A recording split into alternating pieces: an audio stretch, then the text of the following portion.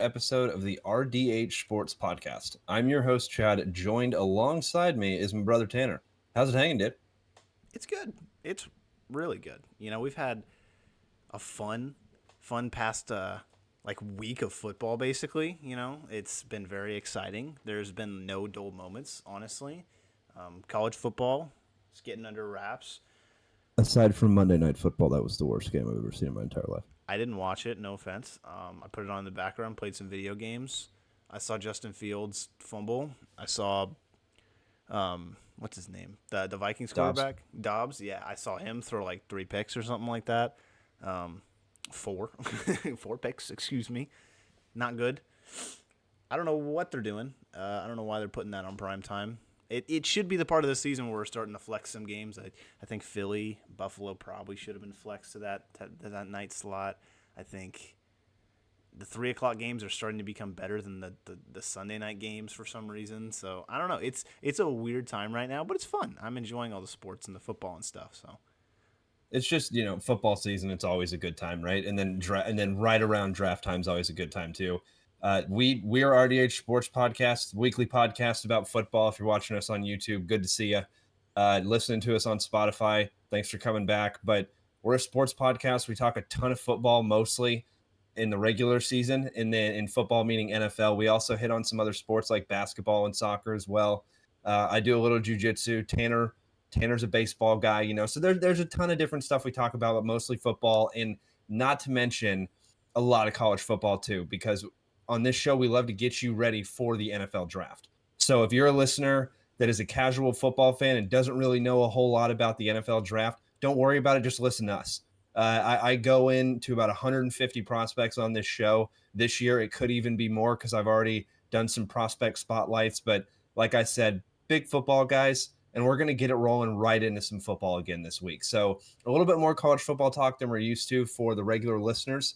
But we got 3 segments again today. We got college football talk, we got NFL Week 12 recap, and then we got some Week 13 picks for those bettors in the episode. And also for the bettors in the episode, this is a first for RDH Sports. oh, We are picking all of the college championship games this Saturday. Live, both Tanner, or not live, but you're going to hear it. And we are both doing it on the spot. So we're both picking the games on the spot. You ready to get into this college football talk, Tanner? I am so excited and ready. Here we go. So, first point I got another RDH sports call. Former RDH or former Chad and Brad podcaster Brad. We mentioned on last episode about Mike Elko. Tanner also another call of that one. So, hey, you should probably listen to us. You know what I mean? If you're not, we're calling stuff weeks before. But hey, another good call by us. But what do you think about this? Because Mike Elko, the new head coach of Texas A&M football, 2018 to 2021, he was the A&M defensive coordinator, and then 2022 to 2023, he was at Duke. Now he's back in Aggieland.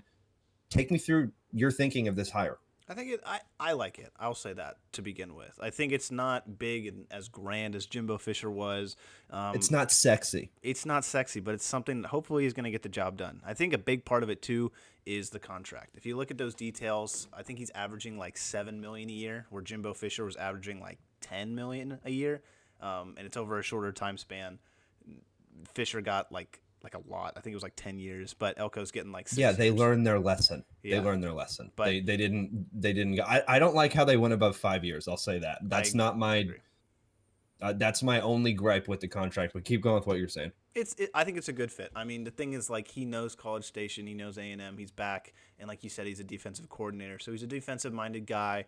And honestly, you kind of are just like throwing stuff where you don't really know. Like you're with your A&M, you're trying new things. You're getting new people in there, new hungry people.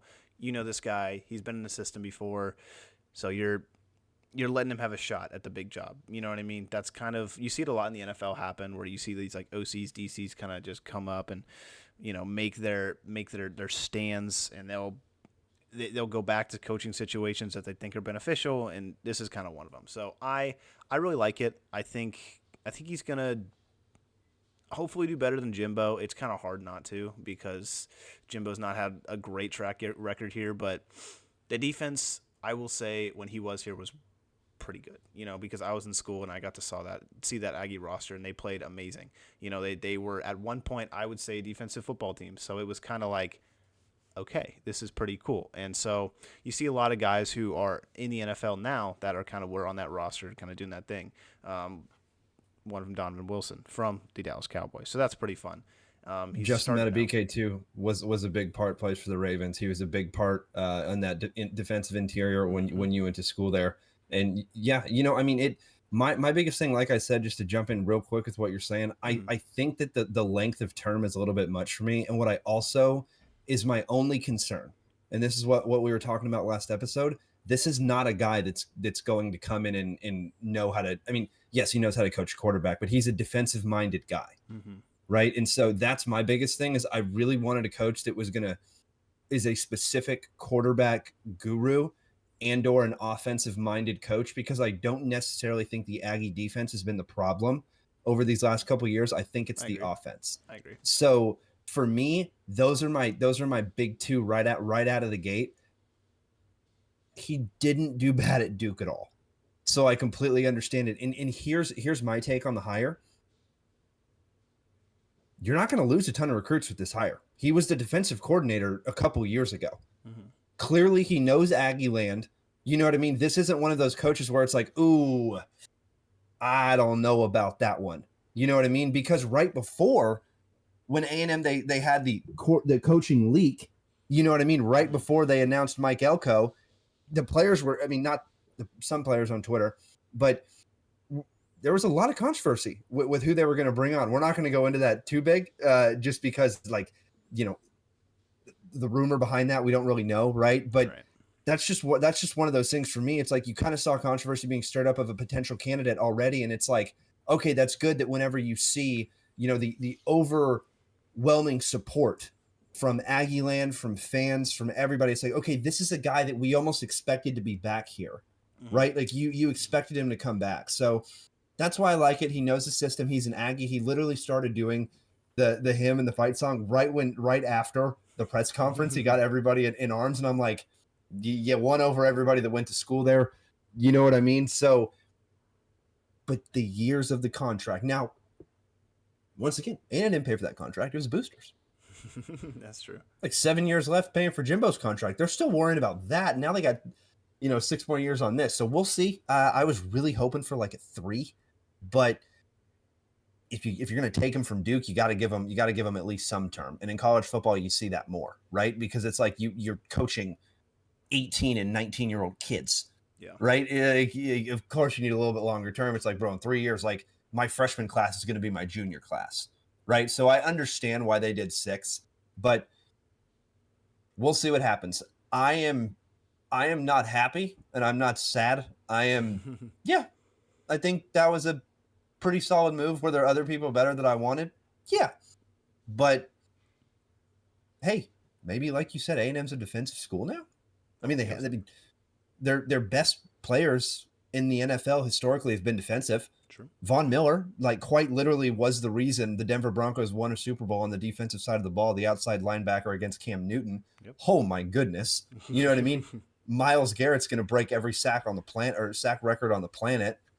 You know what I mean? Right before that, when the early 2000s Cowboys were shite, you had Dat win. True. So, Aggie defense, I think Aggie defense actually kind of been around. So I'm kind of with that. Good call there. Any last words on that coaching hire, or do we want to jump to some recaps? No, I think it's pretty good. There we go. So we talked about the game last week. We actually picked this game last week. It was our first game where we picked college. It was Ohio State versus Michigan. Tanner, he famously did the OHIO in the middle of the the YouTube segment. Michigan shut that shit down.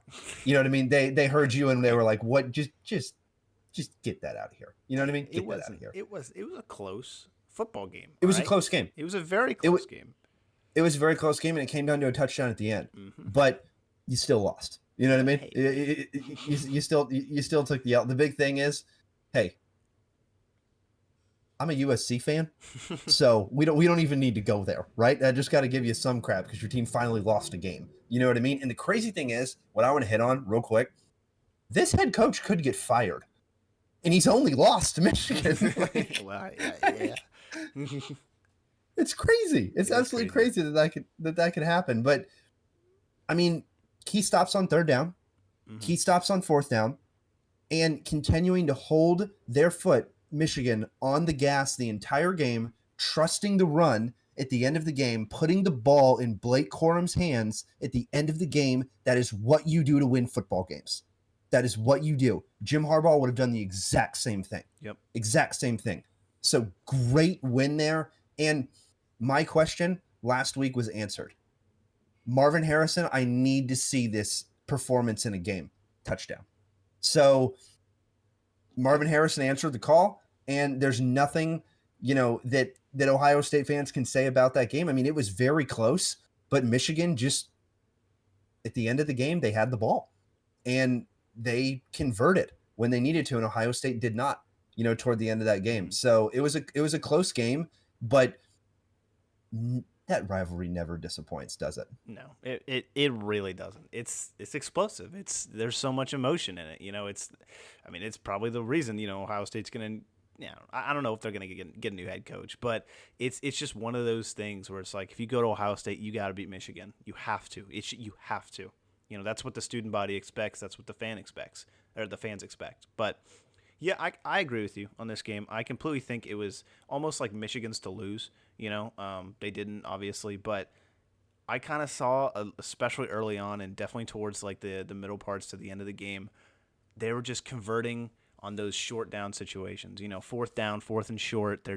They got Blake Corum in there, and they're converting on those. I can't tell you how many times I saw them go for it on fourth and short, fourth and 2, fourth and 1, right? And they convert it, and that keeps drives going. That keeps the defense on the field. It keeps them tired, right? So it's just one of those things where if you're able to do that in a football game and you're able to do that for a prolonged period of time in a football game, you're probably going to win because it's hard to stop as a defense. It's hard to stop that as a defense, Now, to the credit of Ohio State, they didn't play bad defense at all. I think for the most part they kept Corum, pretty locked up. But when it came to some of those, he burst it out. He went for that big run, right? You saw it, and he eventually got what he deserved because he's a good running back. He has like 20 touchdowns or something like that. This is why he came back.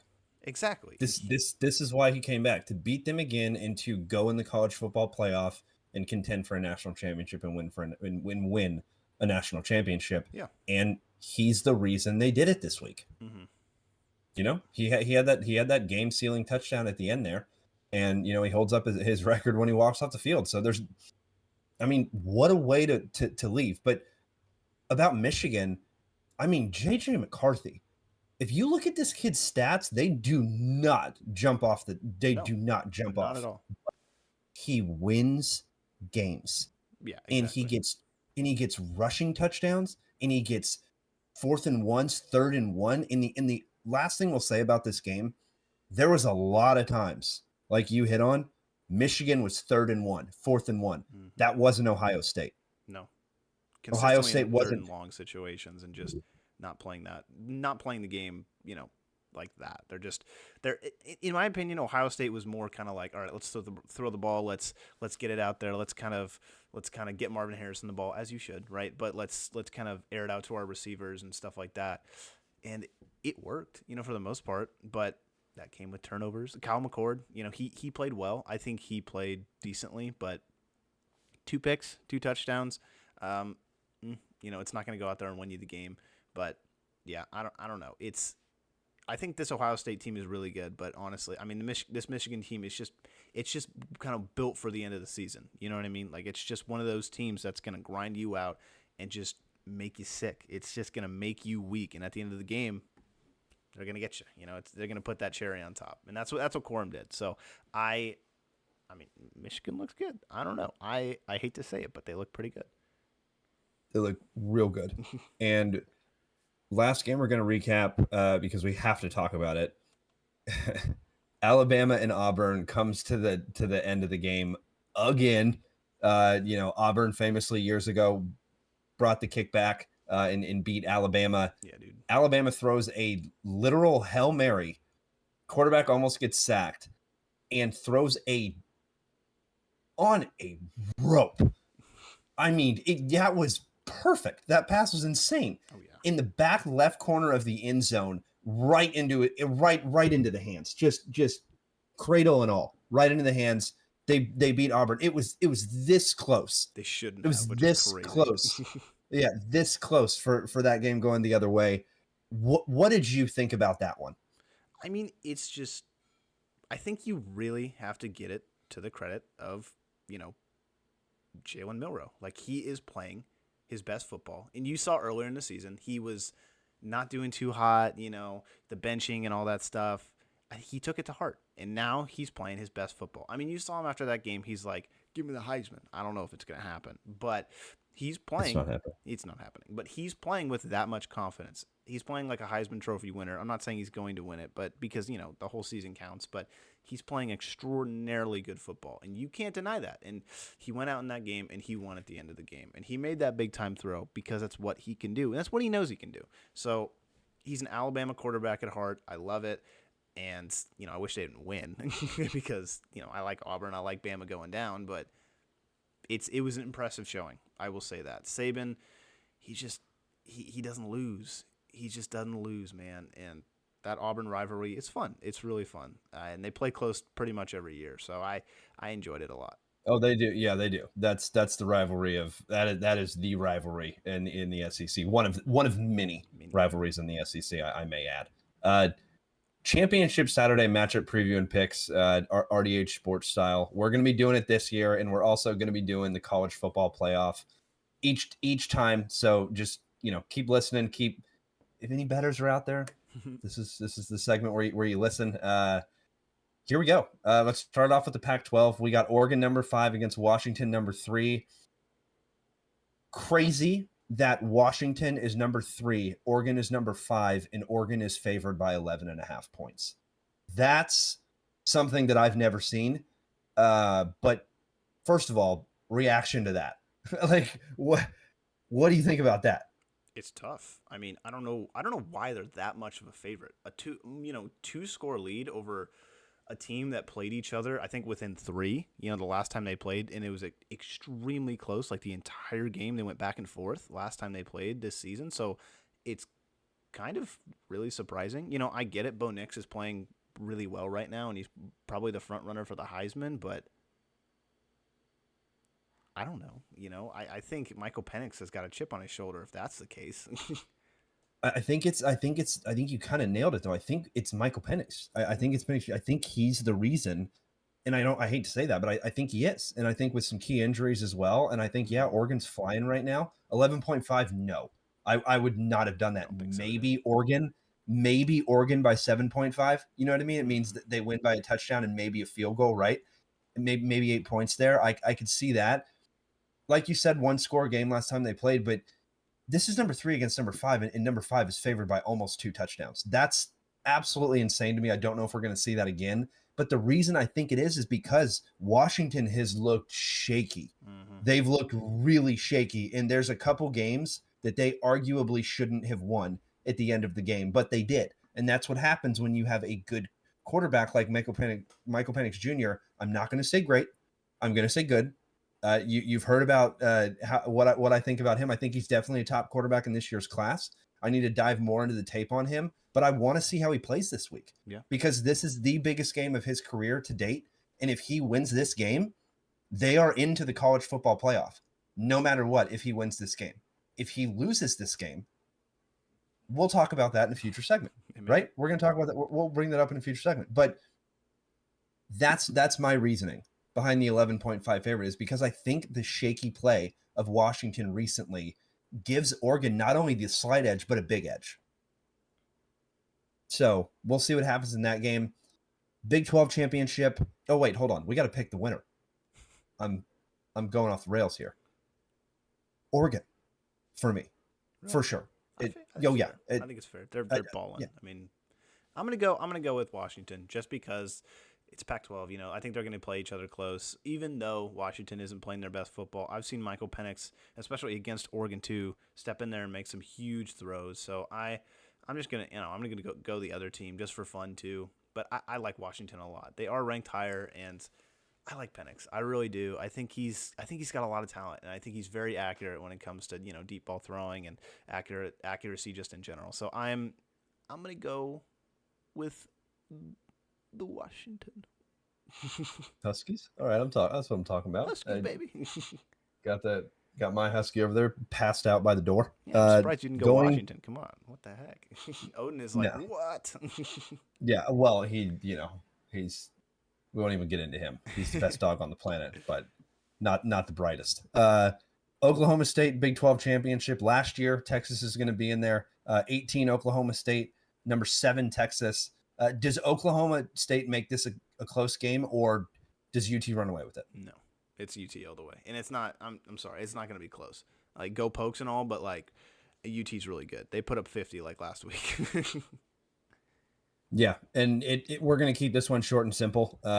Definitely going to take UT in the Big 12 championship. Their superior play on offense, just like you said, have absolutely led them to win probably the right amount of games that they've won this year. They've been in a close couple games, and the loss that they have. That's the only reason they're there at 7. But I don't think Oklahoma State makes it a close game. I'm right there with you. So I think we're both on Texas on the Big 12 championship, right? Yep. Jumping to the SEC championship, can't believe I even wrote this down. Georgia number 1 versus Alabama number 8. Just Georgia steamroll Alabama. No, I don't think so. I don't think so. Like I said, I think Alabama's playing their best football that they've played all season right now. And at the right time. At the right time. And Georgia it's Georgia. They haven't lost in what feels like 2.5 years, dude. But like they're still a really good program. But I think Alabama's going to make it a really close game just because, like I said, it's Nick Saban, it's SEC, and these coaches know each other. You know what I mean? Kirby Smart, Nick Saban, like it's not going to be that one-sided, I don't think. So I think I'm going to still pick Georgia just because they have been and have looked like that team still this year, even through, guys going to the draft, their whole team left and everyone's like, oh, is Georgia going to be the same? They're still there. They're still number 1 guys. Like they got the best tight end in the nation. Like they look really good. Yeah, Brock Bowers is absolutely no joke, and a lot of those guys on Alabama are no joke, and Alabama's playing really good football right now. So I don't think it's going to be a blowout by any stretch of the means. I do think it'll be a little bit closer than everybody thinks. So if you're better, I don't necessarily think I'd take the over. You know what I mean? I may take the under on this one. But I'm also going Georgia. I think that Georgia's just going to win that one just because I think they're the better football team. Big 10 championship. This one's going to be quick. Michigan number 2 versus Iowa number 16. This one, I do have Michigan kind of steamrolling Iowa, in my opinion. I think Michigan right now is on a mission, and I don't think the Big 10 championship is going to stop them from that mission. They just beat Ohio State like we just talked about, and Ohio State is a far superior football team to Iowa. No disrespect. One of my favorite colleges in terms of colleges, but Michigan. Give me Michigan by the over on this one. Yeah, that's fair. I actually got to go see Michigan's campus when I was there in Iowa for the NCAA tournament. It's a nice campus. It's pretty. Lucky. But no. Give me Michigan. They're too good. I mean, they're just built like a football team that's going to go far. It doesn't matter. If you can run the ball effectively and you got Blake Corum back there, give me him all day. He's going to be scoring touchdowns on Sundays, so it's going to be that kind of game. I think he's going to have probably 2 touchdowns at least. It's hard not to say that he won't because he did it against the best team in that conference. Or the second best team in that conference, I'll say. But give me Michigan. Give me him. Absolutely. ACC championship, Louisville number 14 versus Florida State number 4. Does Louisville complete the upset with Florida State's quarterback sidelined? I think they can. Yeah, Louisville's playing really well right now. And like you said, Florida State is they're in the playoffs, but this is going to be a nervy game for them. This is going to be maybe. Well, if they lose this game, I don't know if they're in the playoffs. At the moment, they're in the playoffs. Oh, at the moment. Okay, yeah. They're in the playoffs. It's going to be a shaky game. They're going to be nervous. Yeah. They haven't been there since Jameis was there. I think Louisville is going to I think they're gonna win. I think it's gonna be close though. Don't get me wrong, but it's gonna be a game. I think if you're gonna watch any game this weekend, I think it should be that one because that one's gonna be close and that one's gonna be fun. I I can't not go Louisville. I just have a feeling. Maybe I it's know. because I was so obsessed with them because Lamar Jackson was over there, and I really got into Louisville football. But this could be an upset. Hmm. You know what I mean? This is a perfect story for an upset. The starting quarterback goes out. You know what I mean? All Florida State has to do is win this week and they're in. But what happens, right? You don't know what's going to happen with this offense with that quarterback out because he won the majority of those games on his back. Hmm. You know what I mean? So that's They my were biggest thing. close games. Like it Ex- wasn't him, or it wasn't the team around him. It was him. So we'll see what happens with that one. So some points about those games. Talk about some rankings here real quick, right? First question I want to ask you. They've got Oregon favored over Washington. Washington is number 3. Oregon is number 5. What happens if Washington loses? If Oregon loses, you know what I mean? who cares? They're not in. Hmm. It's pretty simple, right? If Oregon wins, they have to jump in. Hmm. They have to jump into 4, right? Yeah, I think so. Especially beating that team twice, in a season. I think Well, absolutely. no, Washington beat Oregon the first time. Oh, did they? Yeah, that's why Washington's undefeated right now. Oh, that's fair. Yeah, it Yeah. it, it was a close game. Regardless, if you win that game, I think you should be in. I think it's a win and in. I think Okay. it doesn't matter who it is, because a three playing a five. The situation is, if you lose, if you're Washington, where do you fall? Right? Do you fall to 5 and then Oregon goes up? It depends on if Florida State loses too. If they win, they will go up too. So it's like, especially if Washington loses, I don't know. But if whoever wins that game, I think goes into the playoffs, and I think that's how you should treat that game. I think it's kind of like a wild card playoff game. I think that's what you should treat it as. I think that's the most logical thing someone should do because, I mean, especially if it's a blowout win. If it's a really really close game, field goal at the end, maybe maybe if Penix throws for 450 yards and 5 touchdowns, and Bo Nix throws for 504 touchdowns. It's like, I don't know. I don't know. 900 yards of total offense in the championship game. Sign me up. You Yeah, know I what I mean, mean? if it's one of those types of games, I don't know. Maybe could they both make it? Florida State loses and they both make it. That'd be cool. But I don't know. I think whoever wins the game, though, I think they should go in. Agreed. If UT has a dominating win, I know that Oklahoma State's 18, but if UT goes out there and drops like a 50 or a 60 burger, right, and wins by like 40 in the championship game, that's because that's the second best team in that conference, technically, on the other side of that conference, right? What happens to UT? What happens to UT? Because they are very, very close to If they getting in. if they dominate, If they dominate, if they dominate, Florida State loses. It's going to be really hard not. In Oregon wins, it's going to be really hard not to put Oregon there. But I don't know. You know what I I mean? You don't. never know what's going to happen with this stuff. What do you What think would happen what's their if rank? if Are they 6? Are they 7? UT's only 7? They're 7. Who's UT's 6? 7. They're not. I don't know who is 6. We just looked at the rankings right Oh, before it's this Ohio, podcast. I can't. Ohio State. They're Yeah, 6. duh. Thank you, Ohio State. I There's don't. no way. I don't think so. I don't think they jump up 3 spots into 4, especially since Oregon and Washington play each other. No, I don't think so because one of those two teams will make it. It's not an if; it's one of them will. It's if Washington loses, then Oregon's going to jump up to at least 4, and then you don't know what's going to happen with Florida State. If Washington loses and Florida State loses, um, I still think Ohio State would get in over them. Because it's just they played Michigan really close. They've had close wins. This is like their first loss of the season. It's like coming very late against a really good team. So I don't think so. I know the college football committee, that the playoff committee, they consider the entire season and the whole season or whatever. But it's like, Texas lost to Oklahoma. When it comes to that, I would say that's a worse loss than either of the two teams in front of them. because, like we said, Oregon lost to Washington and Ohio State lost to Michigan. Those are two teams that are in the playoffs right now. And where's Oklahoma? They're not in the playoffs. So I don't think there's any situation, I'm sorry, Texas fans, that you actually get into the playoffs unless maybe Georgia loses. Unless absolute chaos reigns. Michigan loses, Georgia loses. You have to have three losses, is Yeah. what you're saying. Mhm. You'd have to have Georgia losing, or a Michigan losing, I and think it would have to be even Michigan. then, I don't think it'd have to be Michigan. I was going to say, and even then, but here's the thing: Ohio State doesn't jump Michigan to get in. I don't even think, even if Michigan lost, I don't think that they would jump out of the top four. Absolute max. If Michigan loses, they go down to 4. Like absolute, that's the worst they fall because they're not going to take. What do you think about Georgia? If they lose, I think max 4. Yeah, I think absolutely max 4. They drop down to 4. If they both lose, they're going to be 3 and 4.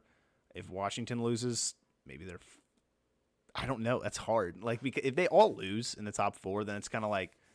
I don't think you sub anyone really out that much. Maybe like 1 or 2 teams. Oregon probably goes in, but like I said, I think Ohio State goes in before Texas goes in, and it sucks because Texas looks like a really good team right now, but it's just that loss to Oklahoma is the big thing because Oklahoma hasn't looked great outside of that game. Can't argue any point there. Now jumping to the NFL, we got some Week 12 recap. Let's hit it real quick with the Browns. Go ahead and start us off with the Browns game that you saw last week. Wasn't necessarily the prettiest game, but we're getting some good feedback. We got a new Browns reporter here with Tanner. So bring me into the Browns game, Tanner. Hey, they should put me on a show because welcome back to the Let's Run the Damn Ball show with our special guest, the Cleveland Browns. I'm your host, Tanner Hinks, because what the hell did I just see on Sunday? I'm going to throw some stats at you because I think these just outline the game perfectly. I don't think you even need to watch the game to know what happened. So 2 quarterbacks played for the Cleveland Browns. Dorian Thompson-Robinson, he's the rookie. He got the start, and I don't know his exact stats. P.J. Walker also came in, but collectively they threw for 20 for 42, so that's under 50%, for 190 yards and a touchdown. Now, that's not very good. Not very good at all. Let's look at the running backs. The running backs, Jerome Ford, he had 9 carries. And I want you to guess here. How many yards do you think he had in this game? 14. Very wrong. We go up. We go up, baby. Come on, bring it up. So he balled. 65 yards on 9 carries. That is 7.2 yards a carry if you look at that. That's okay. That's okay. That is extraordinarily well for any running back in the game. Why give him the ball more? Why give him the ball more? Who cares? Kareem Hunt went 7 carries for 22 yards. That's 3.1 yards a carry. Even the quarterbacks, when they ran, were running wild. DTR, Dorian Thompson-Robinson, he was 5 rush attempts for 21 yards. That's 4.1 yards a carry. So if you look at just the comparison between the rushing and the passing stats, they are averaging more yards rushing the ball than they are throwing the ball, which is not usually the case in today's NFL. They had 24 rushing attempts versus 42 passing attempts. Kind of fun little inverse there. And they had 3 fumbles on offense for Cleveland. Now, I'm not going to sit back and here and say, they need to do this and they need to do this. But I think you really need to assess the situation if you're the Cleveland Browns. You do not have Deshaun Watson back there. You do not have Nick Chubb back there. But you have Jerome Ford. And he is pretty good. You have Kareem Hunt. He's pretty good too. It's not that your running game has taken a step back because it hasn't. You just saw in this game that they are pretty good. I think going into this game, you need to game plan around what your system has at the moment. You don't have a quarterback. No offense to DTR, no offense to PJ Walker, but these guys are not going to go out there and win you a game. We've seen it. They can maybe do it, given the right circumstances, but against the Denver Broncos, who have proven week in and week out, especially recently, they're on a 5-game winning streak that they can beat and play up to the best teams in the NFL. They beat the Bills. They made Patrick Mahomes look like a little girl, no offense. And they stopped him. They beat both of them in a row, which is insane. So I think you need to look at what they're doing wrong, and of course it's running the ball. Coming into this game, the Denver Broncos were the worst team in the NFL for rushing yards against. meaning every team in the NFL, they have, out of every team in the NFL, they're giving up the most rushing yards. So if you're Kevin Stefanski, the head coach of the Cleveland Browns, why do you not game plan for a running game? Just give him the ball. I don't care if it's not working. Just give him the ball. You have to give him the ball, and you have to kind of establish that. I know you go in third and long, you can't give him the ball. Get creative. I don't care. Why are you in third and long? Because you're not running the ball to begin with. You're not getting smart with it. Look at, I think a good example here is look at Mike McDaniels out of Miami. I'd say they're probably one of the best teams in the NFL running the ball. I don't even need to look at the stats because of the way that they do it. I know a lot of buzz has been around in the NFL this week and just in previous weeks about motions and shifts and how offenses work and stuff like that.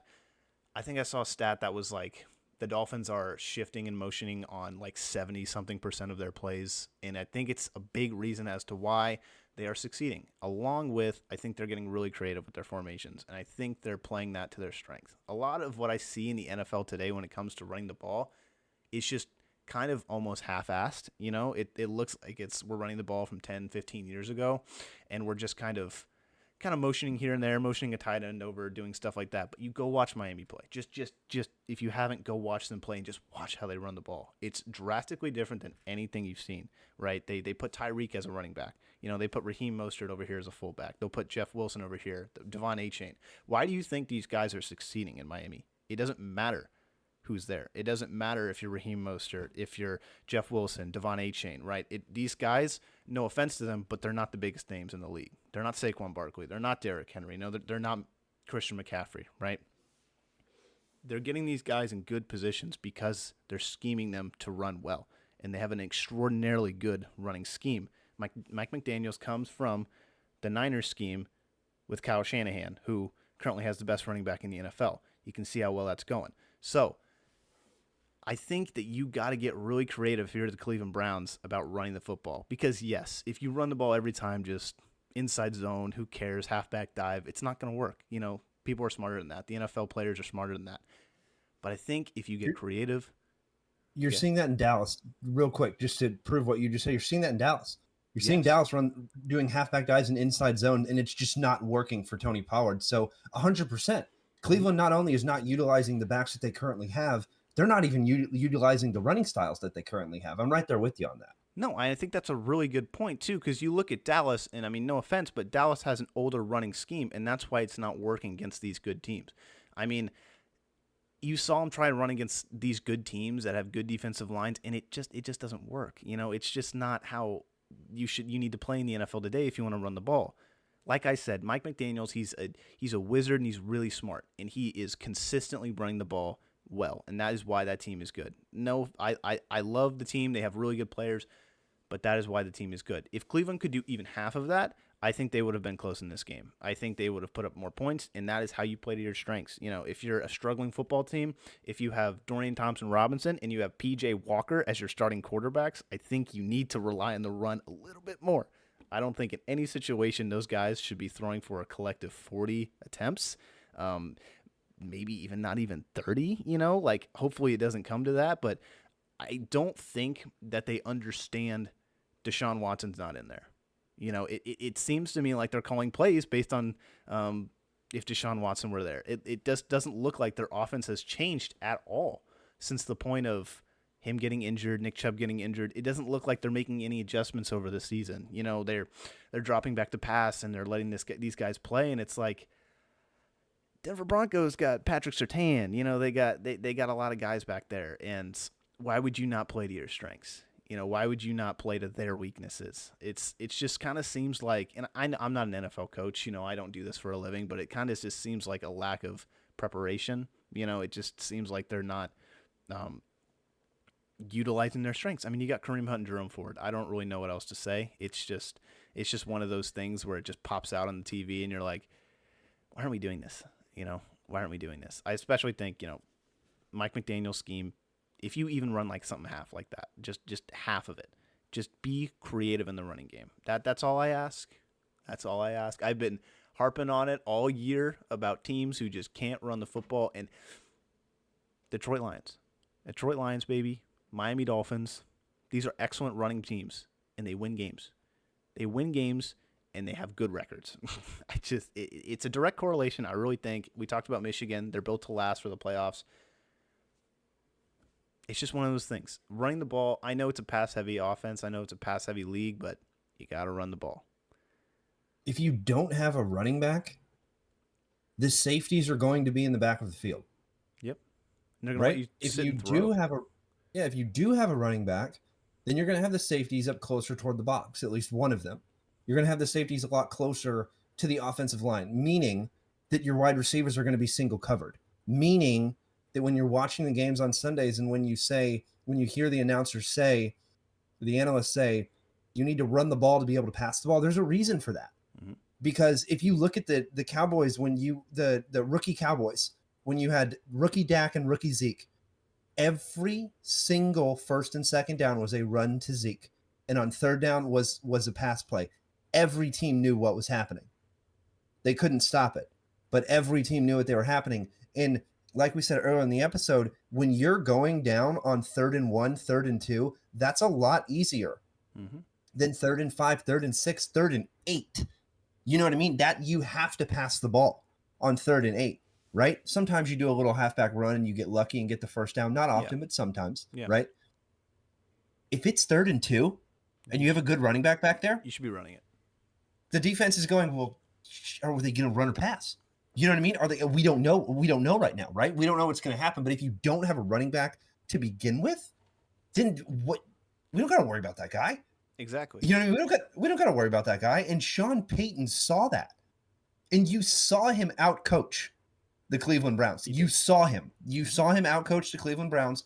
You saw Russ start to cook again, and you also saw exactly what you said: not utilizing your strengths. And if you're a Browns fan, it's probably frustrating as hell because you have a positive record and your starting quarterback and your starting halfback are out. Your defense is playing lights out and your offense is just not doing. I get Nick Chubb's out. I totally understand Nick Chubb's out. But wouldn't you rather give the ball to Jerome Ford than drop back 40 times like you just said? Yeah. You know what I mean? In my opinion, it's not even up for debate, up for conversation. If I got the Madden controller in my hand, I'm running the ball 20 times a game. If you're not running the ball 20 times a game, because I like to split those guys in half, very close in terms of carries. It's like Jerome Ford 12, Kareem Hunt 8, right? And then you have and then you have the rookie running back that comes in there that runs 2 or 3 times. You have the quarterback that goes in there and runs 2 or 3 times. Okay. If you give me that stat line, then I can tell you I think it's going to be a closer game, or Cleveland has a chance to win than 40 pass attempts. Right? If it's not working, if you get first down, once again, Couch Warrior 1, Tanner, Couch Warrior 2 to my right? Chair Warriors right now. Sorry, couch right behind me. Be there in a little bit. Office chair warrior, you know. There you go, right there with you. Professionals here at RDH Sports. We don't even have uniforms, but Tanner I think is wearing a collared shirt right now, so this is actually nice. Groundbreaking time right here if you watch it on YouTube. Last thing I'll say about it. It's frustrating. It really is. Not only is it frustrating because I watched the Cleveland Browns lose so many games because of their quarterback, and they still continue to give the ball to the quarterback all the time. I get he touches the ball every play. He's got to touch the ball every play, unless you wind up in Wildcat, which probably throw that in there at least 3 or 4 times, Cleveland. You know what I mean? Like, I get the teams. I get the Ravens. I get the Steelers. I get that they have tough defensive lines. Run the ball. Like, I get that they have tough defensive lines, but don't run it at TJ Watt. You know what I mean? Just Matabike coming up the middle, in Baltimore, doing real well this season. Maybe just run it a little bit to the outside. Yeah. You know? I think the big thing too is I think Cleveland's offensive line can match up with the best defensive lines in the NFL. Because they're built like that. They're built like a run offensive line. They are very good at running the ball. When it comes back to passing the ball, they're not as good. They're not as consistent. But if you have something like that on your roster, I think you need to utilize it. It's been happening in the past like however many years with Cleveland. I don't know how many times I've gotten on this podcast and said Cleveland give Nick Chubb the ball, just run the ball. But it just doesn't make a lot of sense to me. I think that Kevin Stefanski needs to do a better job with the play calling. He needs to do a better job with just getting this team ready to go for the opponents that they're playing. I think this game was very winnable. I think it was going into the game. I think there was a method that would have let you win. I think there was a game plan that could see the Cleveland Browns win, even with all the injuries and everything that they've had, or at least get close. At least put up more than they did. But I don't know. Let's move on because this is starting to get a little rough over here. I'm not here to scream all day long at the Cleveland Browns. But what do we got? You already do enough of that. You already do enough of that with the TV, and I'm right there with you with the Dallas Cowboys. But jumping into the next team we're going to talk about, Dallas Cowboys been screaming good recently, aside from the Eagles game. I don't have to scream. Eagles. Eagles. We have to talk about the Philadelphia Eagles. I don't want to sit here and say that this is the best team in the NFL, but this might be the best team in the NFL. You know what I mean? Mm-hmm. They beat the Bills. They beat the Chiefs. They shouldn't have beat Kansas City. The Kansas City Chiefs literally had the ball in the end zone, but the wide receiver dropped it. Yeah, we're still talking about it 2 weeks later. Sorry. You would have had the game won. You know what I mean? I know Philadelphia would have had 40 seconds to go down, and you could see what would have happened, but that's kind of what I'm thinking. You know what I mean? I'm thinking that Philadelphia would have won that game, or I don't think that Philadelphia would have gone down and won that game, but that's just me being a Dallas fan, right? Yeah. Now, Buffalo won the toss in overtime and then just completely stalled out on offense. You know what I mean? Josh Allen has never won an overtime game. He didn't win an overtime game this week. I'm sorry. I'll say it. It may not get the most popular opinion in Buffalo, but if you start the game with the ball, there's no excuses. There's no excuses, in my opinion, to not go down and score a touchdown. Oh, like an overtime. There's no excuses. Yeah, there's no excuses. If you are Josh Allen or Patrick Mahomes or Jalen Hurts, if you're a top 5 quarterback, top 3 quarterback in the NFL, Joe Burrow, you're not expected to go down there and get a field goal. You know what I mean? It's just, I was watching the game and it was so frustrating watching because now I get it. Philadelphia at the end of that Buffalo game had a 59-yard field goal, if I'm not mistaken, from Jake Elliott that just went right down the pipe. You're in Philly. If you give them a chance, they're going to convert. This team has proved it week in and week out. Mm-hmm. You know what separates good teams from great teams? If you listen to the pod, you've heard me say this a couple times. It's the ability to win close games. The Eagles only win close games. They don't lose them. That's why they're still the only one-loss team in the NFL right now. And that's why they're not only clearly the best team in the NFC, they're the best team in the NFL right now, and it's not even close. Now, there's 2 teams in the NFC that are behind them. They are not on the same level that they are, in my opinion, but they are behind them. And that is the Dallas Cowboys, and that is the San Francisco 49ers.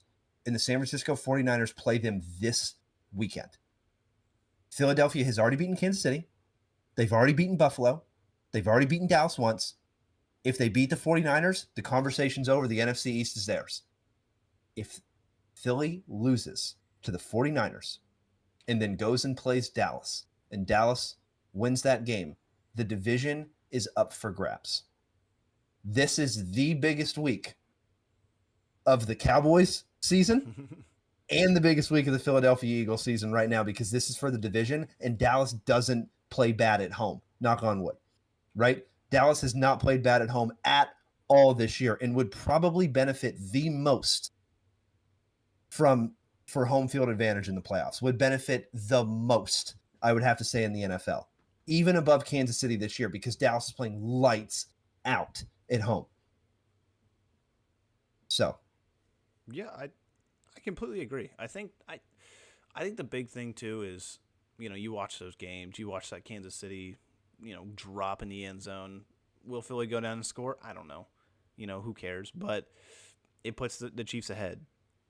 Same situation happens in overtime with Josh Allen. You got Gabe Davis. He's running a route to the end zone, and they just miss each other. And it's just, he's wide open. I mean, just wide open. And Josh Allen thinks he's running straight down the line. Diggs does a little fade to the corner of the end zone. They're just not on the same page. And I just don't understand. If you're Josh Allen in that situation, there's no excuse for that. I get it. Wide receiver or quarterback. I get it. You're in Philly. It's loud. It's Philly. They're gonna scream your head off. But you've been doing it all game. You've had so many opportunities to go down and win that game, and you didn't. You just didn't. Philly goes right down, scores a touchdown, game over. you can't give this football team a chance. You just can't. I mean, it's like you said, it separates the good teams from the great teams. They're going to go down and they're going to score because their offense is just, it's built to win. It's like we keep going back to Michigan. It's built to win. They just have so many good pieces on offense, and Jalen Hurts is playing really well right now. And just with his unique skill set and their ability to keep drives alive with the tush push and stuff like that, they're almost an unbeatable offense. But if you can stop them one or two times, go down and score a couple touchdowns. It's what Buffalo did. They should have won the game, but they let them have another chance at the end of the game. Boom, field goal. Oh, we get the ball in overtime. Oh, we missed it. Oh, let's score a field goal. Oh, Philly goes down and wins it. You keep seeing it. You just keep seeing it. If you don't put up a double-digit lead at the end, like 5 minutes left in the fourth with this Philadelphia Eagles team, they will win. It's just, I mean, hey, maybe even they can do that. The only team that's beaten them is the Jets, surprisingly. But they stopped them. I don't know what they did different than any other team in the NFL, but this team is almost unbeatable, I think. But I don't know. It's a big week. I think the Niners are actually favored over the Eagles, which is something crazy because that just doesn't make sense to me. I think the Eagles have played lights out all season. It's got to be because the Niners are at home. I'm pretty sure it's in San Fran. But if you look at the last 2 weeks, like you just talked about, I talked about in Kansas City, they literally had the ball in the end zone, dropped it wide open. Same thing. Gabe Davis just completely missed it. Just was not on the same page Josh Allen was. Ran this way, should have ran that way. Josh should have thrown this way. You don't know at that point in time. You don't know whose fault that was, right? All you have is the announcers to kind of listen to. But as a football fan, you're just like, okay, if it's in the first quarter, okay, I get that. But overtime against the Philadelphia Eagles, when you're already struggling to get in a playoff spot, Buffalo, you know what I mean? That doesn't look good, right? And like, if you don't make the playoffs this year, I don't think Diggs is coming back. Yeah, I was about to ask, do you think he stays? No, heck no, I wouldn't. Because Buffalo got better over the offseason. Buffalo got the best tight end in the draft in the offseason. They had a heck of a draft. They had a really good free agency. And they locked down in interior defensemen like Ed Oliver. They had a heck of a free agency, one of the best off seasons. And they are way worse than last year. Way worse. And this is a year where Joe Burrow's not there.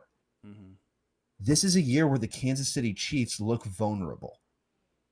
This is a year where the Ravens are probably one of the best team in the AFC right now, right? This is a winnable year in the AFC. We didn't think it was going to happen in the beginning of the season, but it's a winnable year in the AFC. And these are games you need to win down the stretch of the season. You're getting very close. You already see Carolina Panthers were the first team eliminated from the playoffs. It's getting close, Buffalo. It's getting close. You know what I mean? The big thing right now in Buffalo is they just got to string together 2-3.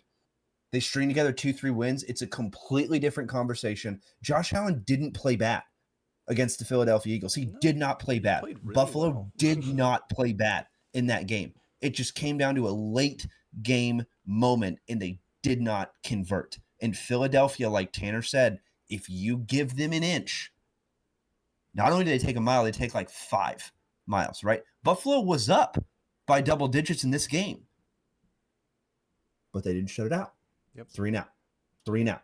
Then Philly goes and scores, right? Then interception. Then there's so many chances in that game that Buffalo had to close it out, and they just didn't. Philadelphia didn't win that game. Buffalo beat themselves. Yeah. That's exactly what happened that game. Kansas City Chiefs, when they played the Chiefs. Philadelphia, I don't think beat the Kansas City Chiefs in that one either. I think the Kansas City Chiefs just beat themselves by dropping the ball. Looked like my 9th grade PE class out there, right? Like, what the hell are we doing? Like, what's going on, right? So it's frustrating as a fan, obviously, because Philadelphia could have 2 losses right now. But the more frustrating part is just you watch these great quarterbacks make these plays.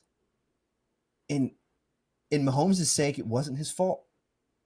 You know what I mean? He's gonna fall on that sword saying it was, but it wasn't. Yeah. Josh Allen, in that situation, whose fault was it? We don't really know. You know what I mean? It's almost the same vein. So it's like I just hate, like, if you tell me there's going to be a playoffs where Joe Burrow's injured and it's in Josh Allen's out and everybody's healthy on his team, I'm going to be like, what? You know what I mean? Yeah. I don't want that. I don't want that. I want to see Josh Allen in the playoffs. I want to see the Buffalo Bills in the playoffs. I want to see that team in the playoffs because they're fun to watch. The Buffalo Bills are such a fun team to watch. I mean, But they got to win. the thing though is, have we not seen this over the career of Josh Allen? You know, the 13 seconds with Mahomes, he gives him an inch. I mean, that's about the smallest inch you've ever seen, but True. But maybe less of an inch would be when I think Dallas gave Aaron Rodgers like 8 seconds. yeah, I mean maybe. Yeah, at least the Bills went into overtime in that game. But True. you see that they lost to Cincy in the playoffs. You know, they're losing to Cincy now. They're losing these close games, and it's almost, it sucks to say, but it's like the writing on the wall. You know, because you just keep seeing it. Josh Allen is throwing picks left and right. It's just it's like almost. It's just his whole career is almost. You know, you can't say Josh Allen is the best quarterback in the NFL because he almost did. Because he almost did this. You know, oh, he was so close. But he's always going to be behind a couple of guys. You know, he's always going to be behind Patrick Mahomes because Mahomes is just, he gets those wins. He wins those games. He gets the big throws and the big moments. And it's just, Josh Allen is not doing that. He's not doing, has he been to an AFC Championship game? I don't think so. He keeps getting beat before that, almost. You know, he's getting beat left and right, and it's like, at what point are we going to start, you know, stopping and look around and see what the issue is? I'm not saying Josh Allen is the issue. Don't get me wrong. He's been the greatest thing for the Bills franchise in He's top 5 quarterback in the league. in the last 30 years, but something's wrong. Yeah, something there is needs an to issue change. in Buffalo. Something needs to change. I don't know what it is. Is it Josh Allen? I don't know. Is it Diggs? I don't know. You know, is it their scheme? Is it their coach? I don't know. But they're going to have to figure it out pretty quick if they want to make the playoffs because it's not working, whatever it is right now. So they need to go out there and they need to win these games, and they need to show that they're a playoff team. And heck, they need to show that they're a Super Bowl team because they've looked like Super Bowl teams in the past. They're just not getting it done. I don't know. It just different year, same story is kind of my point here. You know, I'm just not sure. We'll see what happens in Buffalo in the future. Definitely not coming into the season. I thought they were going to be a top 3 team in the AFC. They're not a top 3 team in the AFC right now for me. So that's really the big. We're saying it every year. We're saying it every year at the end of the year. It's like, oh, Buffalo's going to take that next step this year. Nope. Buffalo's going to take that next step this year. Nope. I don't know. I mean, it's interesting. If he would have won that one game against Patrick Mahomes in the playoffs and didn't give him 13 seconds, this conversation, I don't know what happens in the AFC champion. You know what I mean? I don't know. Mm-hmm. I don't know. I don't know what happens. I don't know what happens, you know, with Diggs. I don't know what happens. But the thing is this team is so good. And this team is just so close. And that's what you can say about Dallas over the past couple of years. They've been so good, so close, but they just don't get it done when it needs to get done. You know what I mean? You need to have deep runs in the playoffs if your quarterback is a top 5 quarterback, right? But you can't afford to have miscommunications and turnovers like they've been having these last, you know, not these last weeks, this whole season. So we'll see how Buffalo finishes out the season. Do I think that they're out of the playoffs? No, not by any stretch of the means. I can see Buffalo getting hot this week and literally firing off 5. You know what I mean? I can easily see it with Buffalo. Especially this team, especially in that division too, where, you know, they play the Patriots and they play the Jets too. But and with Cleveland doing is whatever the heck they're doing, they're destined to lose at least a couple more. So there's some slots open here. Let's just put that out there. There's definitely some slots. So some NFL surprise results of the week. Packers gotta give Jordan Love some love. Showing out. What the heck? Yeah, what the heck do you do if you're the Packers? Because some games this kid is on fire. In other games, I could throw an ice cube at him. I don't know. What do you do? Is it another 1-year deal to this point? I don't think so. Like obviously, if he goes and makes the playoffs, then the Packers sign him for at least a multi-year deal, at least 2-3 years. But This is one of those teams that if the Packers actually string together some wins in this later part of the season, they can make the playoffs easily, because Minnesota is not what Minnesota was last year. They're clearly not. Kirk's out. Yeah, they're done. We're gonna get to. Well, I'll just say it right now because it was the next point. But I mean, the Bears won without scoring a touchdown against the Vikings, and Joshua Dobbs threw 4 interceptions. Yeah. So clearly, the Lions are probably going to lock up that division. I don't think that division's up for grabs, but the wild card spot's going to be up for grabs in the NFC. Dallas is probably going to have the first slot. Who knows who has the second slot, right? This is a potential team that could play in the wild card spot. What do you think about this Packers team? I think that they don't necessarily scare me, but if that defensive line gets going and Jordan Love has one of those games, they got a shot. Yeah, I completely agree, because we saw on Thanksgiving what they could be, right? We saw that they have the capability to be that team, to be those guys. Green Bay still whooping the Detroit Lions for some reason. Who would have saw that coming?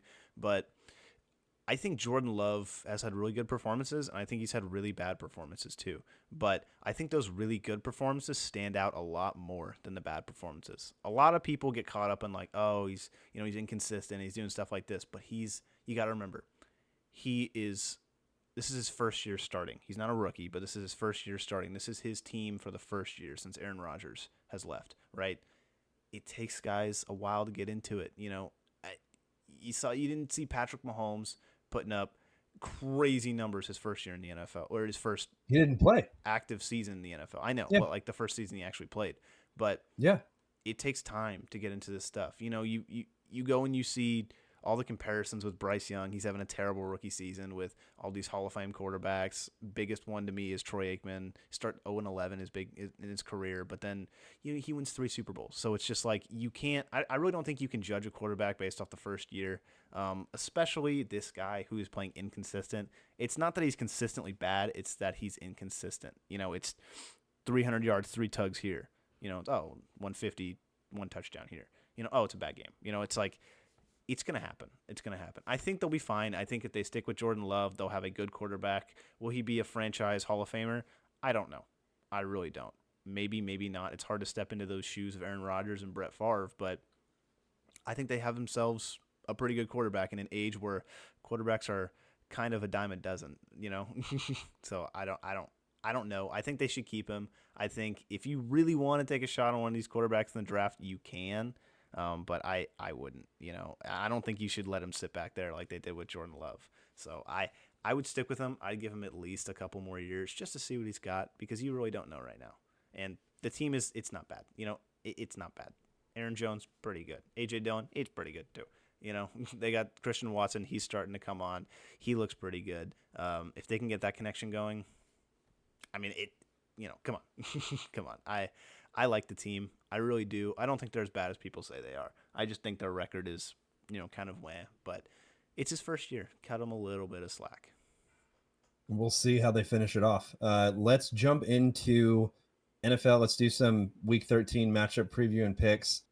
Tanner, go ahead and update the listeners. We had 9 games that we picked last week. We have actually, I think, more this week now that I think about it, or if not the exact same. No, we have more games this week. So we picked 9 games last week.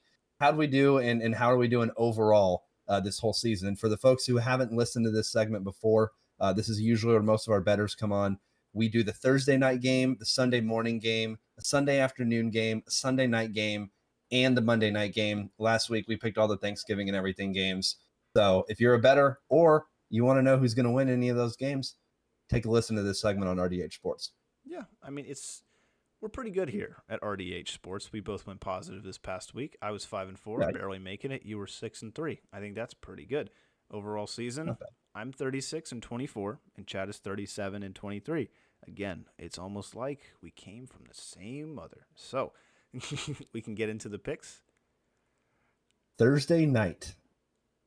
We didn't talk Cowboys. Everyone's like, what's going on? We didn't talk Cowboys. Well, that's because the Cowboys play on Thursday this week. Every Philly fan right now is like, oh, here, all right, let's just go ahead and fast forward this thing for like 30 seconds. You know what I mean? More like 3 minutes, guys and gals. Cowboys, Seahawks. Okay. Let's take a sec here. Tanner and I went and saw the Seahawks live against the Rams. They blew a lead that they had and just don't look like the Seahawks that they were last season. I said coming into the season that teams were going to figure out Geno Smith. No disrespect to Geno. They clearly have. That offense is not nearly as explosive as it was last year. Last year, I think it would have been a toss-up between the Cowboys and the Seahawks, especially with how good they were doing. This year, I don't think it's going to be a toss-up. I personally think Dallas is going to take this one. They've been playing so well these last couple weeks, especially with Dak Prescott, and he is playing not only in an elite level right now, he's playing at a top 5 level. And what did we say once again? RDH Sports calls it again. We're not worried about regular season Dak Prescott. We're not worried about regular season Dak Prescott. He'd be fine. Clearly, not only is he fine, he's doing just unbelievable. You know what I mean? And that's what happens when you got a quarterback and a wide receiver with CeeDee Lamb on a contract year right now. You know what I mean? Dak Prescott's not necessarily on that year this year, but he has one more year after this year, and CD is very, very close to a contract year. Dallas is going to try to lock him up this offseason. They have to. Mm-hmm. So, with all that being said, do you think that this is a high-scoring game, and do you think that the Cowboys' defense continues to dominate? Or do you think this one's going to be a lot closer than people think it's going to be? I don't think it's going to be terribly close. I don't think it's going to be that high scoring. You know, I think the big thing coming in is like, what is Geno Smith going to do? You kind of hit on it a little bit. We saw that game where Seattle played the Rams, and he kind of went out of the game. He kind of got knocked up a little bit, and it's just like, okay, comes back the next week against the Niners. Not a great comeback game. You know, he looks really shaky. That offense doesn't really do a whole lot. Even though they're division opponents, they know this team. They should play well against them. They have in the past, but it's like, what's going on here, man? You know, what's up with Geno? He doesn't get a break with the Cowboys defense this week either. The Cowboys defense has been playing really well. They've been playing lights out. I mean, if you're even a casual football fan, you should know that the Cowboys defense has improved tremendously since, you know, seasons prior. I think this is one of like the best rush defenses they've ever had. And Deron Bland is playing at an all-time high, not just being a pick-six warrior. He is just covering NFL record of all time. It's 5, dude. That's pretty sick. He has more touchdowns than so many wide receivers this year in the NFL, which is insane. He has to be. I was talking to Brad with this. He has to be Defensive Player of the Year. You think so? There's he has 5 touchdowns. I get that. He has more touchdowns than wide receiver. What? Yes. I get of that. Course. I get Of course. Unless somebody breaks the sack record. Then what if TJ keeps doing his thing? What if Miles comes back? You know, by the way, he is on the injury watch right now. But what if Miles comes back and he gets a crazy good sack? You know, I don't know. I think it's have to break the record. You have to break the record in my opinion. So? You get 5 pick sixes. But the thing is, like, I don't know if he's playing at a top corner in the NFL level. You know what I mean? Like, I think Diggs had a chance to, with his like 11 picks or something like that. He had a chance to be Defensive Player of the Year, but he didn't get it. You know, I think the last time we saw it was Stephon Gilmore. Funny enough, he's on the Cowboys, but I think the last time we saw it was him, and he deserved it. He was the best corner in the NFL, no doubt. I think you could probably name a couple corners that are better than Deron Bland. I mean, don't get me wrong, Bland's making plays. I love the guy, but I don't think he's the best corner in the NFL. You know what I mean? Like, I think he's playing at a really elite level. I think he's playing very well. I think he's covering guys extraordinarily well, but I've seen him get beat. You know, I've seen him get kind of torched on some plays, and it's just like, it's not like the Diggs conversation, but I don't know if he keeps doing it. Yeah. I mean, come on. If he makes more plays in the end to the end of the season, yeah, I think he could absolutely get it. I think he's at least top 3. I think you got to put Miles in there if he keeps playing. I think you got to put TJ in there. I think Danielle Hunter's a good shout. I think Max Crosby's a good shout. But it just kind of seems like, you know, it's edge rushers, these guys who make big impact plays more than a cornerback like him. You know, don't get me wrong, he's making plays, but if he catches a couple more pick sixes, give it to him. Why the heck not? But But yeah, I don't know. I don't know if he's unanimous right now. Is kind of my point. Not unanimous, but my thing is, it's not even an offensive MVP. It's a quarterback. Just like, don't Mm. even make that an offensive MVP. Just give a quarterback the completely separate section and just do best quarterback, and then do like the offense, because they win every single year. And like you said, the pass rushers usually win every year. If it's not a pass rusher, it's interior defensive line with Aaron Donald as of recently. I'm Mm-hmm. not saying that there's any problem with that, because when you have that much production in a season, you have to be double teamed every play. Yes, you are the most impressed.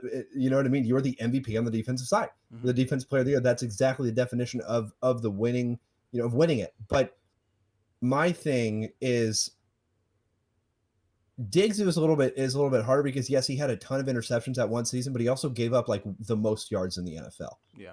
You know what I mean? Like, he was like top five in yards against. But the thing with Deron Bland is, up until a couple weeks ago, in terms of yardage against, he was like top three in the league, dude.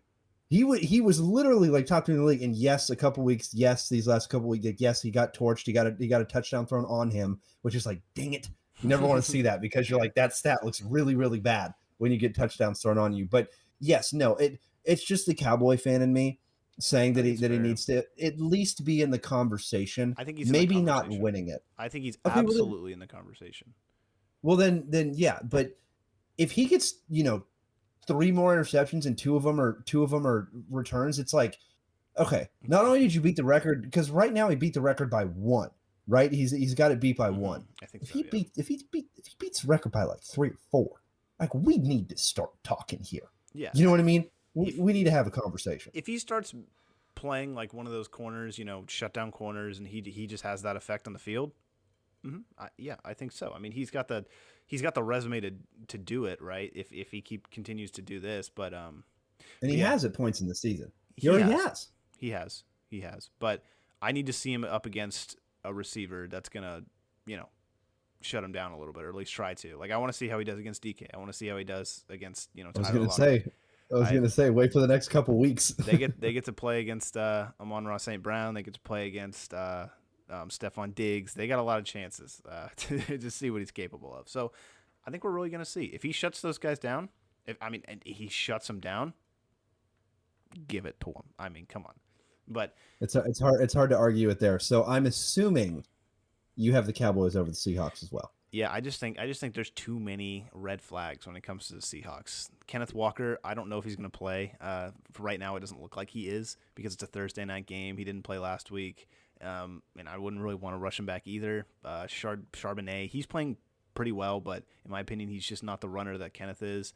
And He Tyler, killed me in fantasy last week, man. yeah, I know. I picked him up. He got me like 4.9. I dropped. I'm like, dude, well, it was really cool though, because the game where we were at, his family was sitting right behind us. It was cool. And so, maybe that was why I added him subconsciously. Now that I think about it, it's probably why I did. But that team is so inconsistent, like you're saying. It's just That team is really inconsistent. I think the only thing that's going to kill the Cowboys, and this is like the only thing, I think if Jackson Smith and Jigba gets going, they got a chance. But DK That's my dude. DK's been playing really well. I don't have a doubt that Dallas is going to be able to stop him. I mean, just like you said, based on the way we're playing, based on how the defense is, if they're going to try and sit back and pass all day long, that pass rush is going to get to Geno, and he's going to make some mistakes. So it's hard if you're the Seahawks, because the best thing that you do is also the best counter for the Cowboys. So it's like, what do And you they are do? ranked a lot higher in the NFL too, in terms of the defense. You know what I mean? To Seattle's offense, and vice versa, right? You know what I Yeah, mean? Like, Cowboys are ranked they're, in my opinion, they're a superior football team. I think We'll so. see what happens this week, and I I'm think happy it's on Thursday. it, You know what I it, mean? it kind of doesn't matter too. Like CD is just kind of going off against anyone and everyone. So Good luck. no offense, Seattle's defense, Witherspoon, he's gonna have his hands full with Good luck. Mr. C. Decius Lamb over here. Oh yeah. Then Sunday morning game. I picked this one this week. Same record at 6-5. The Broncos and the Texans. Who you got? Give me the Texans. It's hard to root against C.J. Stroud right now. I know, what I was saying against the Broncos. The Texans aren't, right now a big running team. But I don't know if this is kind of like But their strength is CJ Stroud. their You know strength what I is mean? CJ Stroud, and CJ Stroud is doing this against the best teams in the NFL. He did against the Bucks, which is a very excellent defense, and he was lights out in that game too. I think the Broncos, the only thing they got to worry about is if the Texans do get the run game going, and I think Damian Pierce is back. I think Devin Yes. Singletary has been playing really well recently. If they get those two guys going, I think that game's going to be over. Um, and hopefully D'Amico Ryans understands that you need to run the ball in the NFL. But I do not have a doubt in my mind that he is going to try and establish that run. I'm going to go with the Texans. I think it's just hard for me to root against C.J. Stroud, but Broncos are on a 5-game winning streak. It's hard to root against them either. Their defense is playing really well, like my rant was earlier. But give me the Texans. Give me the C.J. Stroud. I think he's gonna blow away the votes in the Rookie of the Year. So No, it's not even going to be close for Rookie of the Year for him. He's got it locked in the bag unless he just falls from a cliff at the end of the season or gets injured, which we hope doesn't happen because he's a fun quarterback to watch. And I watched that Jacksonville game last week, and the best way I can describe the Texans right now is they are a really good football team. They're just really young. yeah, And it's a young football coach. It's a young football team. It's a new system. Everything's new. kind of like And the they're Jags from a couple only years ago. yeah, exactly, Funny enough. exactly. And now you see the Jags, you're like, okay, this team is controlling this division, or they Mm-hmm. should be controlling this division, right? Points this season they haven't. Then you watch them play against the Texans, and you're like, okay, yes. But when you watch that game, those teams were very close. The Texans and the Jags are very close, Mm-hmm. right? The Texans can only get better because they have a quarterback on a for sure 4 year. You can pick up the 5th-year option. You also can pick up the 5th-year option on your defensive superstar with Will Anderson, the defensive end out of Alabama. The Texans are a young football team, and young football teams, I don't want to say tend to fizzle out, but you see them at one point in the season hit a wall, Yeah. and the team either jumps over that wall and keeps going, and then usually gets beat by a veteran by the name of Tom Brady. But it's not here now. But you are going against a defensive team. Sean Payton, you wouldn't think it, but I bet you he's so excited to play this game against CJ Stroud because the Broncos defense has not been great this season, but they've been good enough to win games. They've been good when it And counts. you said it earlier, they play up and they play down to their opponents. Well, I don't know if you can necessarily say they're playing down, but they usually play up to their opponents. And Russ is playing well. I really don't see the Texans losing 2 weeks in a row, but just for the sake of picking a different team, I'm going to go with the Broncos. I had the Texans before, but I'm going to go with the Broncos because Pat Surtain, I think, is going to give CJ Stroud some big problems. And I think you saw last week with the injury, another injury to the Houston Texans offensive line where they lost their starting guard, and he's most likely out for the season. So the Broncos know that, and the Broncos are pretty good up front. So Mm-hmm. I'm going to go Denver in this one, and both of them with a 6-5 record. This is the time that you don't want to be 6-6. 7-5 looks a lot better than 6-6, Oh yeah. right? I mean, whoever So whoever wins this game is going to have a very very good chance at making the playoffs. And you wouldn't have thought that if you were looking at the Broncos at the beginning of the season. I mean, they were one of the worst teams in the NFL, and you didn't think C.J. Stroud was going to do this so early. So I think you put yourself in an amazing position if you win this game. 100%, because couldn't have done much worse last year if you were the Broncos. And like you said, Houston didn't think the rebuild was going to be this quick.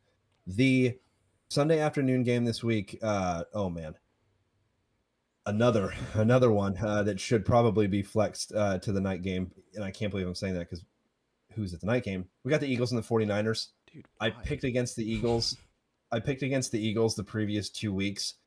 I'm gonna do it again. I don't care if they go 3 losses on the column for me. It's all right. But I gotta go 49ers here.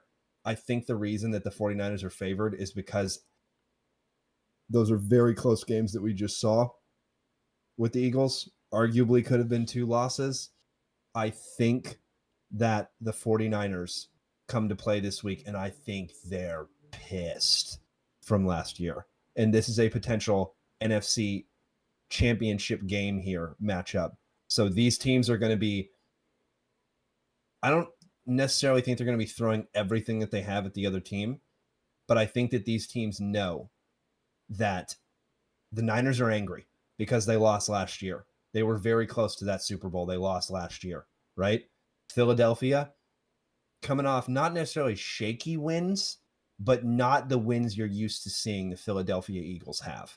So I'm going to go 49ers, and I think the key to this game is Christian McCaffrey against that Eagles defensive line, which is going to be tough. And I also think the key to this game is continuing to give the ball to George Kittle, because when Brock Purdy gives the ball to George Kittle, he wins games. He wins a lot of games because of his defense. I don't necessarily wouldn't count on your defense this week against the Philadelphia Eagles offense. You're going to have to match that offense, and the Niners have a team that can match that offense with all the playmakers they have on their team. So I'm going to go 49ers on this one. Who do you got? I actually really like that. I think getting the ball to Kittle is going to be the key to the game, because I mean, in the past couple weeks you've seen Kittle get involved, but you've also seen Brock Purdy trying to stretch the field. You've seen him trying to get these big plays downfield, and if you, like we talked about, you looked over in Buffalo, it's not really working a lot. And if you can cover those big plays, then it's hard for you to win games. But I think if Purdy plays this game smart, I think if he utilizes his checkdowns, utilizes George Kittle in situations, I think they have an absolute chance at winning this game. But I'm going to go with the Philadelphia Eagles. It's hard for me to pick against them. It's hard for me to pick against, Jalen Carter, Jordan Davis on that defensive line, looking like the disgusting demons of old from Philly. The best young defensive tackles in the league. I know, and they're on the same freaking team. They're sitting right next to each other. It's just not fair. They just reload. They don't miss when it comes to DTs. That's all I'm feeling. But Philly's rolling. I know it's been like kind of controversial the way they're winning games. They're kind of winning games because other teams are losing to them, but I think that's kind of like Philly getting in their heads. I think they're just kind of getting in the heads of their opponents. Like, oh, we're playing Philadelphia this week. These guys are best team in the NFL. We got to beat them. We got to beat them. We got to beat them. Meanwhile, Philly's sitting back like, yep, pretty good. They're not amazed. They're not surprised. They're not. I mean, you look at Jalen, you look at Jason Kelsey after that field goal went in to go send him into overtime last week. They didn't even smile. They knew it was going in. They looked up at the field goal. They're like, all right. Yeah, Jalen even shook his head. He was like, all right, here we go. Yeah, and then you know what I mean? They went down and scored. I think that it's some of those attitudes, I think. And That's a championship football team. I mean, they made the Super Bowl, and they know they should have won. You know what I mean? Like they were like, we should have won that game. I mean, that was one of the best Super Bowl performances I've ever seen, and they lost to Mahomes on one leg. On one leg. That's up there with Jordan's flu game, man. On one leg, and he goes out there. You see him go down, then he still doesn't. And that defense was better last year. I know. So give me Philly just on confidence alone. I just think that they're more confident in themselves. And honestly, I think everyone's trying to say that they're not the best team in the NFL, and I think they are. I think they got that chip on their shoulder. Even the bettors don't think they're the best team in the NFL, apparently. So give me Philly. They're playing well. I mean, you can't say they're not. You have to say they're playing the best in the NFL, and they're the only team with one loss. So yeah, in my opinion, they're the best in the NFL. Chiefs and Packers Sunday night game. I hope Jordan Love has a good one, because this could have the potential to be a pretty cool game, because you saw the holes in Kansas City defense last week. Horrible fantasy pickup by me. The Packers have the ability to take the top off of defense, but everything needs to go right. And Kansas City's defense has been playing pretty good let me say this.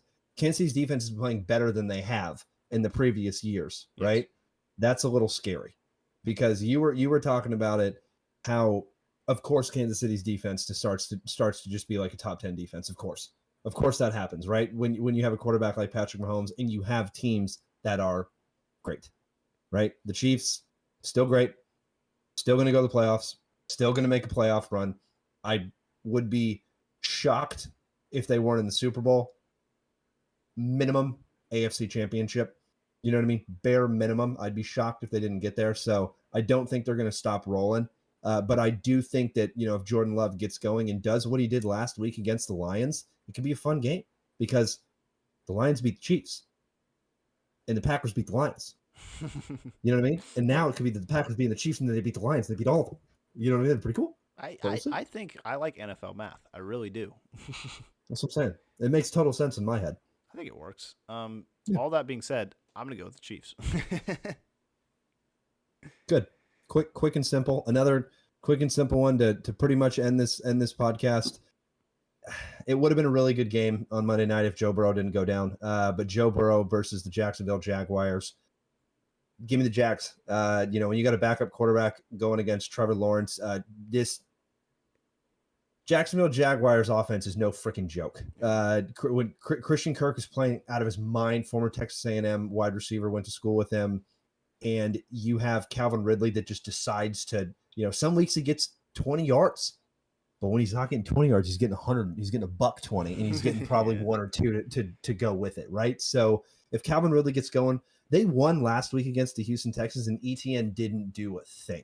You know what I mean? ETN did not get going. So that to me alone, the Bengals are already beat up. The Bengals are one of the most injured teams in the NFL right now, and their star linebacker, Logan Wilson out of Wyoming, is questionable to go this week. If Logan Wilson isn't there in the middle of the box to stop ETN and read those lanes,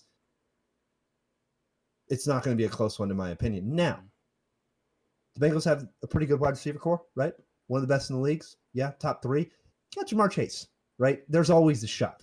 There's always a chance if you're the Bengals you have Jamar Chase, but you don't have Joe Burrow throwing to Jamar Chase. And I'm sorry, if I'm playing Trevor Lawrence, I'm going to go with the starting quarterback in Trevor Lawrence. Who do you have in that one? I'm going to go with the Jags. I just think it's hard to pick against them, especially like you said with the situation with Joe Burrow.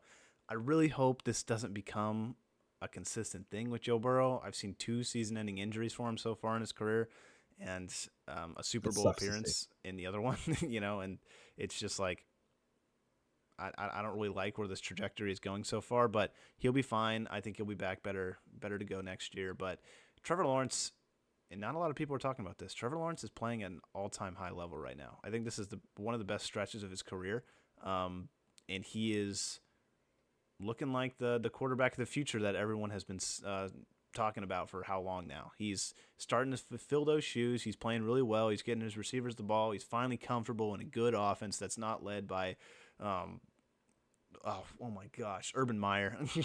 Doug Peterson's doing wonders over there. But give me the Jags. I just think it's going to be, like you said, really hard to stop ETN. This kind of feels like an ETN game to me because he hasn't really broken one in a couple weeks now. In a couple weeks, yeah. He's hungry. He wants that end zone again. He wants a couple tugs. So I'm thinking the Jags are going to go out there. I think they're going to kind of destroy the Bengals. No offense, but Bengals didn't really invest in a quarterback after Joe Burrow, and why would you? You know what I mean?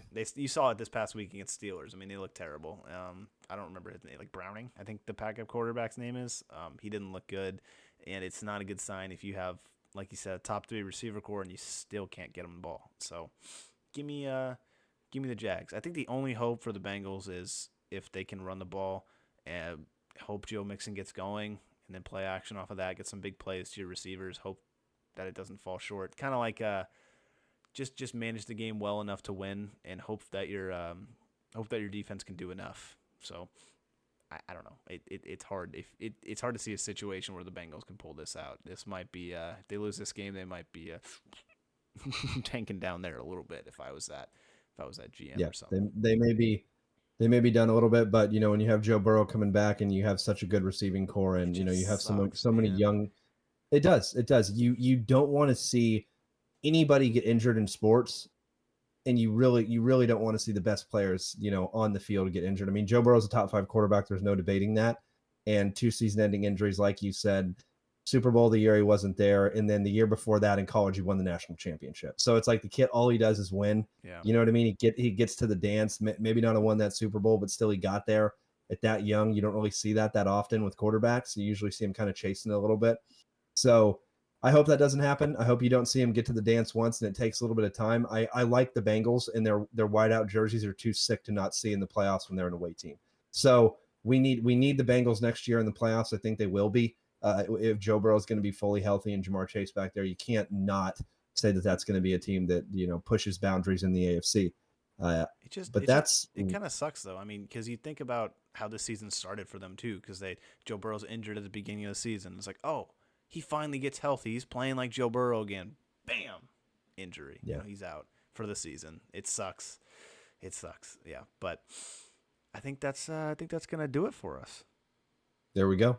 All right, folks. Thanks for the listen. We'll catch you next week with some more football talk, and we'll see how good we did on picking the record of games. Heck yeah. See you later, folks.